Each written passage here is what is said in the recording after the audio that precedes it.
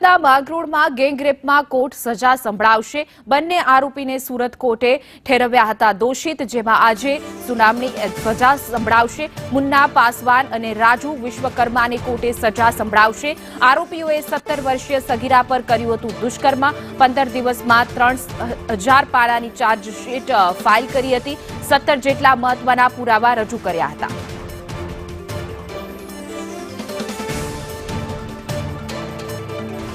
સુરતના માંગરોળના મોટા બોરસામાં ગેંગરેપની ઘટના બની હતી અને આજે સજાની સુનાવણી છે। પહેલેથી જ આરોપીને દોષિત ઠેરવામાં આવ્યા છે। 40 જેટલા સાક્ષીઓ છે તે હજી પણ ફર્યા નથી, ત્યારે સરકારી વકીલ નયનભાઈ છે, આપણે એમની સાથે વાત કરીશું। સાહેબ, કઈ રીતના ઘટના? 8 દિવસે બનાવ બનેલો હતો।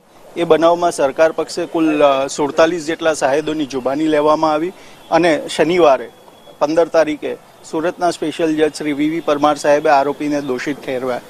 આરોપીને દોષિત ઠેરવ્યા બાદ બંને પક્ષોની દલીલ સજા બાબતે થઈ।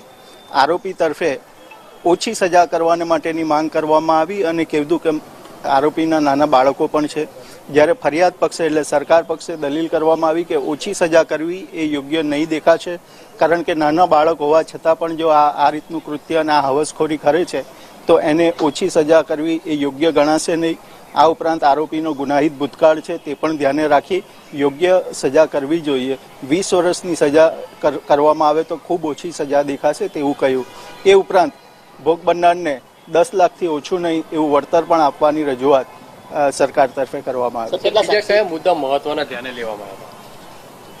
આમાં મેં અગાઉ જેમ કહ્યું તે પ્રમાણે વિક્ટીમનો પુરાવો, મેડિકલ એવિડન્સ, વિક્ટીમનો પુરાવો, પછી એક્સ્ટ્રા જ્યુડિશિયલ કન્ફેશનનો પુરાવો, એવા ઘણા બધા પુરાવા, કુલ લગભગ 17-18 જેટલા પુરાવાથી આ કેસ પુરવાર કર્યો। સાહેબ, કેટલા સાક્ષીને તપાસવામાં આવ્યા હતા? સાક્ષી કોઈ ફર્યા છે કે નહીં અને આરોપીનું શું નામ છે?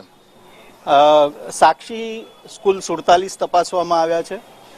આરોપી એકનું નામ મુન્ના અને બીજાનું નામ રાજુ ઉર્ફે રામ સજીવન પાસવાન, આ 2 આરોપી।